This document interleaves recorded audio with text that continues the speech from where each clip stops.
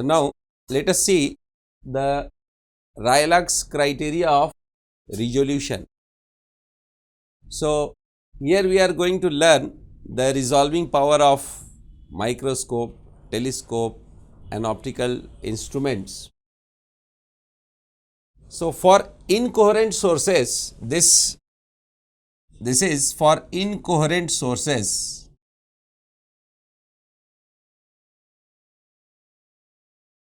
So if we are using incoherent sources of light, we are observing suppose stars through a telescope. So the light emitted from stars are incoherent. So the Rayleigh's criteria of resolution gives better result for incoherent sources. There are other criteria, Sparrow criteria, all others, which give better result for coherent sources, but for incoherent sources we use Rayleigh's criteria of resolution. So first of all, we should see what we mean by resolution. Now suppose I draw some points, I will draw some points, and so when our camera is focused on this area, then you will see the 2 points to be a single point, but when the camera is focused on a small area, you can resolve the 2 points. This is what is resolution. Suppose I draw a point here and I am drawing another point very close to it. Now these 2 points, so when the camera is zooming only on this part, the camera is able to resolve these 2 points. You can see that these 2 points are really 2 points. But when my camera is focused on this part, that is our main camera, then in the main camera these 2 points appears as a single point. This is what is called resolving power. The main camera, which is focusing this whole area, cannot distinguish these 2 points. In that camera, the 2 points cannot be resolved. But in the actual my zoom camera, the camera which is focused within this region, these 2 points appear as different points. That camera lens is able to distinguish these 2 points. This is what we call as resolving power.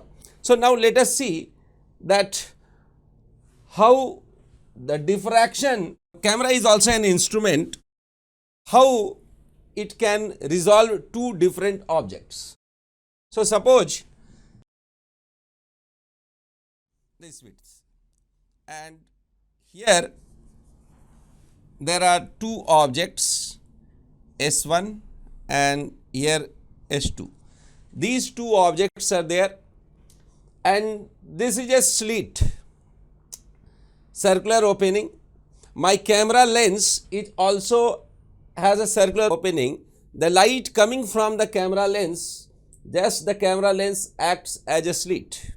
In telescope, the objective acts as a slit. In microscope also the objective acts as a circular opening.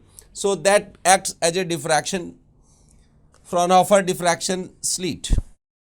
Now you see the image, you see this is the screen and this is the image, geometrical image of S1 and S2 formed. Now these S1 and S2 are point objects. So due to this S1 on this screen, we will have a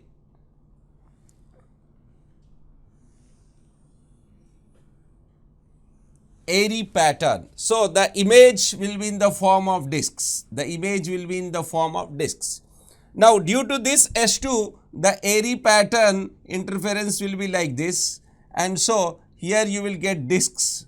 So what happens?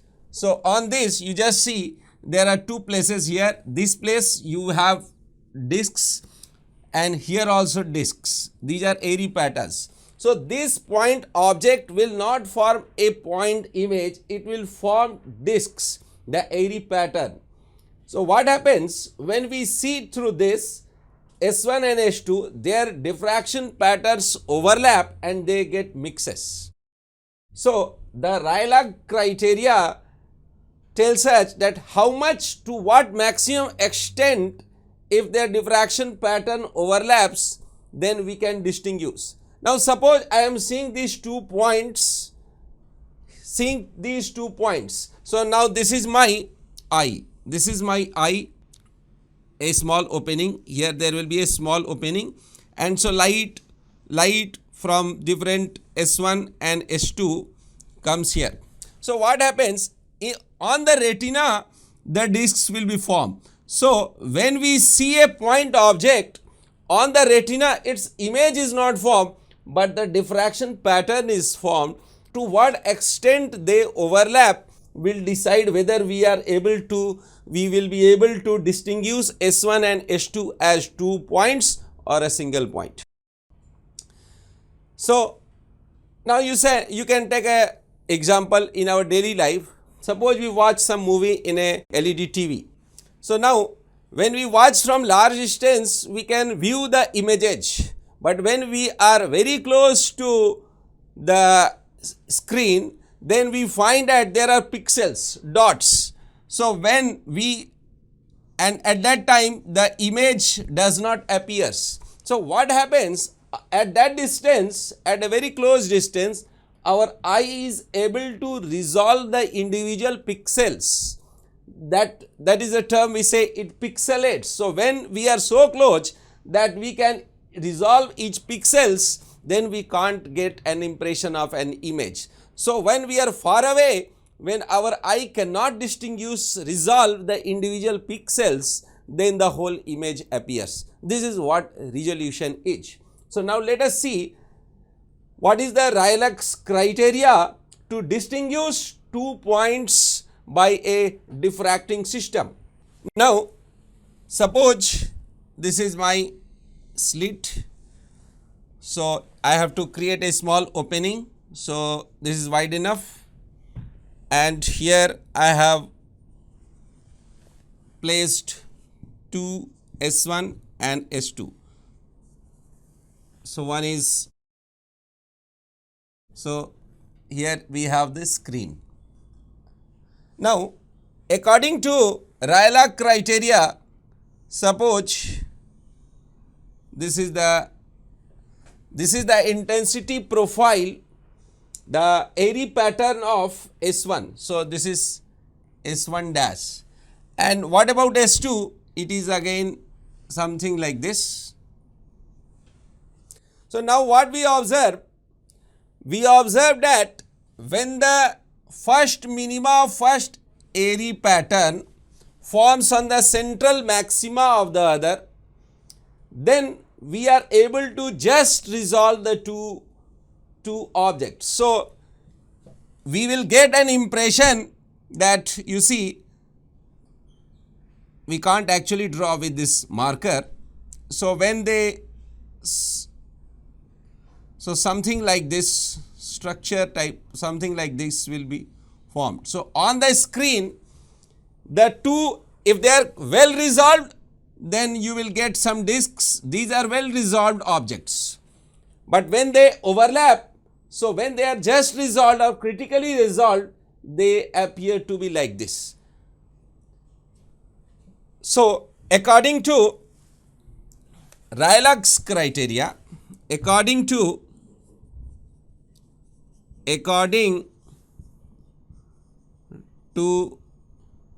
Rayleigh's criteria,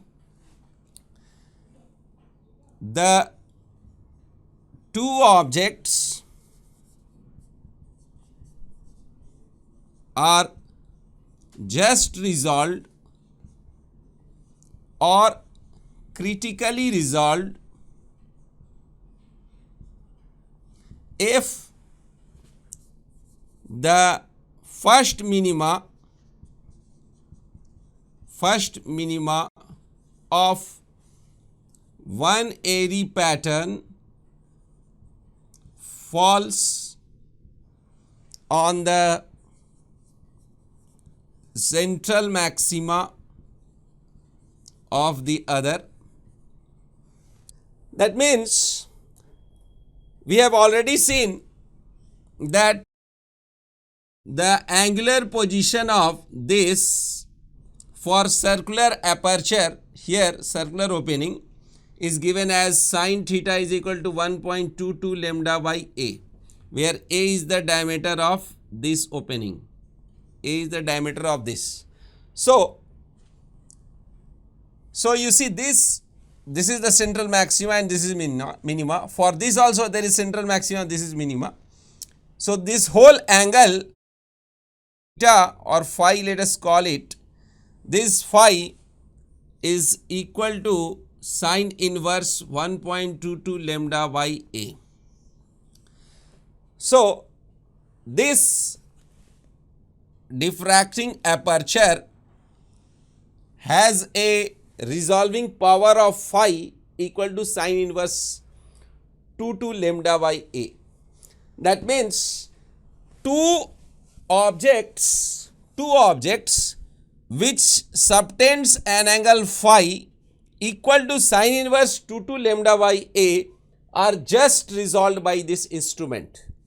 So if a camera lens has an opening of this much, then this is the diameter of the lens, any telescope or any optical device.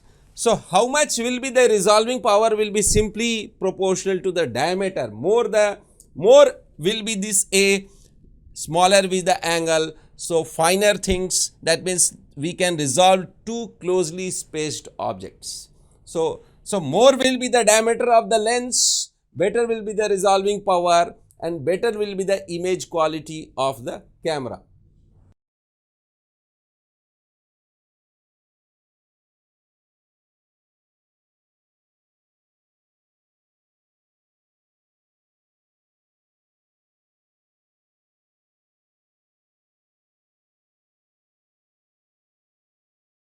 Now let us see that when two objects are critically resolved, unresolved and well resolved, how will be the interference, that is the diffraction patterns. So you see, this is the airy pattern, the diffraction pattern of one object, and this is suppose another object. So you see, we will find that these two images, this is the diffraction pattern of one image, another image. So they are well resolved. So this is well resolved. Well resolved. If they are point objects, then we will find the image something like this. So two objects, clearly we can see that we can recognize that there are two objects. This is well resolved. Critically resolved. So this is the diffraction pattern of the first point source. This is the central maxima, and when central maxima of this coincides with this minima and its maxima with this minima, so they are just resolved. So when they are just resolved, this is the shape. So here we will get a picture like an 8.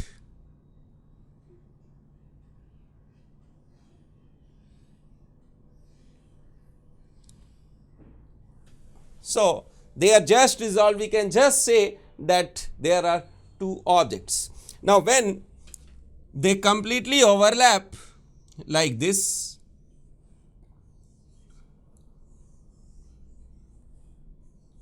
you see this is unresolved. So the image will be, we can't.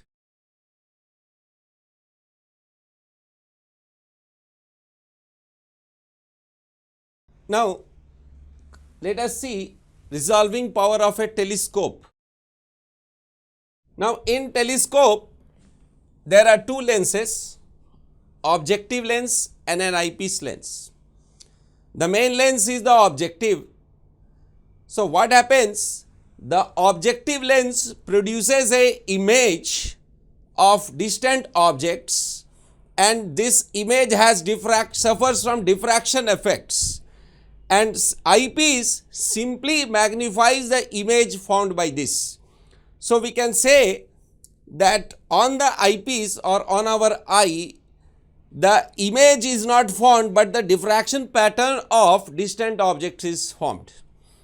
The objective lens serves as the opening, the slit of for. So, now let us see that this is the, suppose, objective lens. This is the objective lens, and there are two distant stars, one star is S1 and one star is S2. So, this is S1 and this is the, so here this is the screen means here our eyes may be placed or the eyepiece is placed. So, you see, with our naked eye also we can see stars, but when we see sky we always find there are stars, we cannot find galaxies and all those things. But suppose we see a star, and when the same star we see through a galaxy, we find that that is not a star, that is not a point source. In that point source there are large number of other point source, that means that's a galaxy which contains again say millions and millions of stars. So, with the help of a large telescope, this time I am able to resolve the individual stars, but with unaided eye, but with naked eye we just see a light source and we get an illusion that this is only a star. That means our telescopes can resolve better than our eye. So, now suppose S1 and S2 are two stars which we are looking from this objective telescope, this telescope. So, what happens here, according to Rayleigh criteria, we will have the minima of one diffraction pattern coinciding with the central maxima. So, this angle will be given by phi is equal to sine inverse 1.22 lambda by A. Now, the resolving power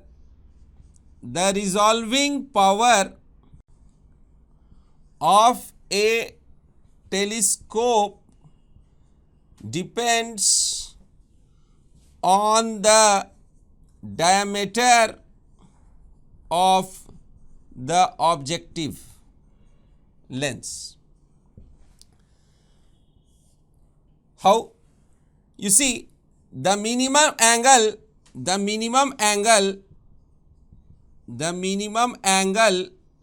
at which the two stars or distant objects that can be just resolved is given by Rayleigh's criteria by phi is equal to sine inverse 1.22 lambda by A, where A is the diameter of the objective lens. So, this phi, you see here, this phi depends on sine inverse 22 lambda by A. Now, this angle is so small, so we want my telescope to resolve two objects, two stars at a very small angle. So, what we do is we have to, in order to minimize phi, we have to increase A. More is the diameter, better will be the resolving power. Next, what we can do, if we decrease lambda, then also we can increase the resolving power. Lesser the lambda, better, or we can see smaller angles between two stars, means two stars which are separated by a small angle, that also can be resolved if we decrease lambda. For example, when we use optical light, optical telescope, then the wavelength of light is in visible light, that is nearly 7000 angstrom for red and 4000 angstrom for blue light or violet light. So we have a limitation. Now suppose I use X-rays. X-rays have a 0.1 angstrom to 100 angstrom. This is the wavelength range of X-ray. Suppose I use 0.1 or suppose 1 angstrom also. So 1 angstrom means nearly it is 4000, 5000 times lesser. So we can resolve 4000 and 5000 better if we use X-ray telescope. But you see, we can't see through X-rays. So in place of eye, or in place of here, we have to use some detectors, electronic detectors. Now if I use gamma telescopes, there again further we can reduce this wavelength, and so the resolving power of X-ray telescope, gamma telescopes are very large, thousand times larger than optical telescope. But we can't use this X-ray telescope and gamma telescope from the surface of earth, so we have to keep this telescope out of the atmospheric interference. So we have to keep this telescope in space. That are some examples are Chandra telescope, Hubble telescope. These are X-ray telescopes which has been permanently stationed in space away from atmospheric interference, and so they gave more resolving power than optical telescope. Now we will see the resolving power of a microscope. Now let us see resolving power of a microscope. In microscope, we had this objective and we place objects between focus and pole, but very near to this focus. So let us see that there are two objects. Suppose this is the focal distance, nearly focal distance, but this is not the focus. Focus will be exactly here, somewhat away from here. So let us see that here I have two objects A and B. Through a microscope, we see two points A and B, two objects, two virus, two bacteria, anything you say, microorganism at A and B, and this is B dash and this is A dash. So suppose this is Y and this is Y dash. What is A and B? Through this microscope, A and B are the closest points which can be seen as two different points, A and B. So this is the minimum distance that can be resolved. Y is the minimum distance that can be resolved with the microscope. Now this image is formed, B is a point object, here its image is formed according to ray optics, and A image, the image of A is at A dash. But since these are point objects and according to diffraction, here the image will be in the form of discs and here image will be in the form of discs. As a result, they will overlap and they can be resolved according to Rayleigh's criteria. Now this angle is phi according to Rayleigh's criteria. According to Rayleigh's criteria, the points A and B are just resolved, A dash and B dash are just resolved if phi is equal to 1.22 lambda by A. So, we can write this is sine inverse, since these angles are so small that sine of theta is theta. So, simply phi is 1.22 lambda by A, where A is the diameter of this lens. This is according to Rayleigh's criteria. Now, we can further let us write it as phi is equal to 1.22 lambda by A, that is sin phi or tan phi, that is equal to y dash by, suppose this is V, y dash by V. So, this is 0.1. Now, from similar triangles, this is phi and this is also phi. From similar triangles, we say y dash by V, y dash by V is y by this distance is nearly f. Actually, this distance is smaller than f, focus is somewhat here, but very close to f. So, I can assume this as f. This is second point, and so we can substitute it here.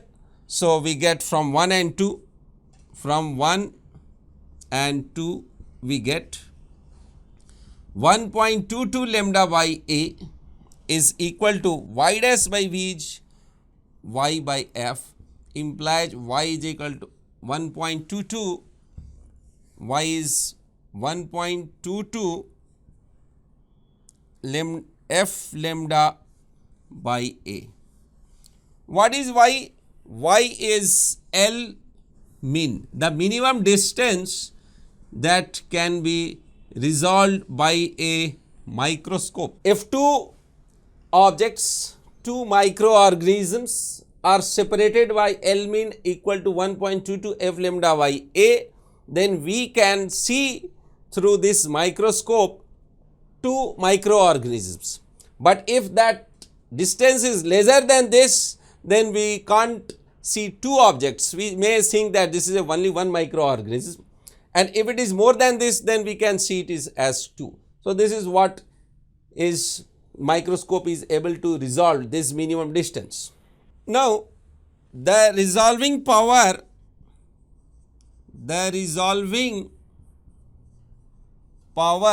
of a microscope is defined as the reciprocal of the minimum distance which can be resolved. So, if I denote R as the resolving power, then R is L min, that is A by 1.22 f lambda. This is the resolving power. Now, you see, this is our lens, objective lens. This has a very short focal length. What is A here? Here to here distance is A by 2. The total diameter is A. So, this is A by 2, this F. Now, we see the paraxial image. So, this angle is, suppose I call this angle as theta, then we can say tan theta as A by 2f, or tan theta can be further written as sin theta also. So, R will be equal to, now f by A, that is 1.22 lambda by, you see A by f is 2 sin theta, is here 2 sin theta. A by f is here 2 sin theta, that is 1.22 by, that is this value will be there. We can divide it. Now here, if I want to further increase the resolving power, what we do, in order to increase the resolving power, we introduce a liquid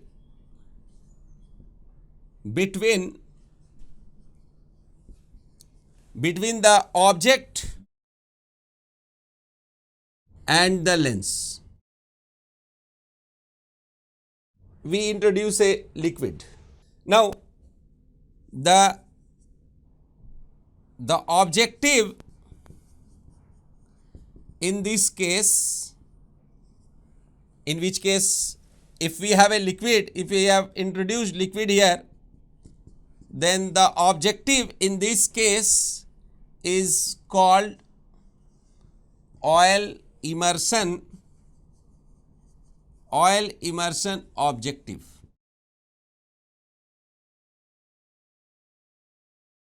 The resolving power changes to R is equal to this n sin theta by 1.22 by 2 is nearly 0.61 lambda something. This quantity, so here you see n times the resolving power is increased. So the quantity here, n sin theta is called the numerical aperture of the lens. So in all the objective lenses, the manufacturer writes this quantity n sin theta as numerical aperture of the lens. So you see here, the resolving power R for oil immersion objective depends on something 0.16 lambda or something, this lambda. For optical microscopy, lambda is in the range of 4000 angstrom to 7000 angstrom. So if I want to increase the resolving power of my microscope, more this we require less to be lambda. Now when we use electron microscope, then the matter waves, the electron waves, matter waves has a smaller wavelength than our optical waves. As a result, the resolving power of electron microscope is more than optical microscope. So because lambda for electron waves is laser, lambda for electron waves is given by h by p, which we will study in modern physics. So now let us see what is Fresnel distance, which determines that whether we have to consider the diffraction effects or my result can be also predicted by ray optics. That is the validity of ray optics, the boundary. This Fresnel distance is going to decide the boundary between ray optics and the diffraction effects. So this is our slit. This slit has a width A. This is A, and on this screen somewhere, suppose this distance is D, then we get a maxima, this intensity distribution. This will be called our central maxima. So almost most of the energy is confined within the central maxima.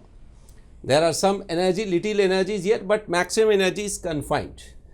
Suppose this is the angular position. Suppose I call this angle as theta.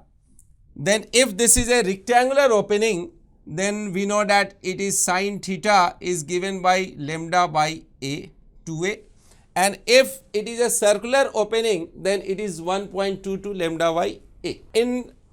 So the order of angle of this, theta is sin theta is lambda by a. So theta is lambda by 2a. So now if I consider this whole angle as theta, this angular width has the order of theta is equal to lambda by a. So this is the order of angular width. The order of the angular width of the central maxima is theta is equal to lambda by a. So this whole angle. Now this is my slit width a. So you see, if as a screen, if I take a screen and if I move this, then you see, if I place a screen here, the central maxima has a width this. If I put a screen here, the central maxima has a width this. So as you go on, the width of central maxima will change. So if I assume my screen to be at this place, where the width of the central maxima becomes equal to a. So this distance is called ZF. So we call this distance as ZF, Fresnel's distance as ZF. Now if my screen is closer than ZF, then you see this is an opening. If I have a parallel light here, then even if I neglect diffraction effect, I will get that this light is within this region. That means the validity of ray optics will be there. What is this width here? That width will be this phi into ZF. So if the distances are closer than ZF, if the distances are closer than ZF, the ray optics also gives the result, and beyond ZF distance, the diffraction effects dominates. So the results given by ray optics will not be accurate. So better results beyond ZF if we have to calculate, then the diffraction rules beyond ZF and the validity of ray optics is before ZF. Now if you want what is that ZF, so this width must become equal to this A. So what is the ZF? This width A, this is A will be equal to ZF times this angle, that is lambda by A. That is ZF is equal to A square by lambda. That means A square by lambda is where A is the diameter of this. If it is circular opening, if it is rectangular opening, then this is the width. So before ZF, if any distances are involved before ZF, then ray optics will also give the correct or result, and if my distances are beyond this ZF distance, then the result will be better given by diffraction phenomenon. So this is the validity of, so ZF, the Fresnel distance, determines the validity of ray optics and wave optics. Now let us see with one more diagram.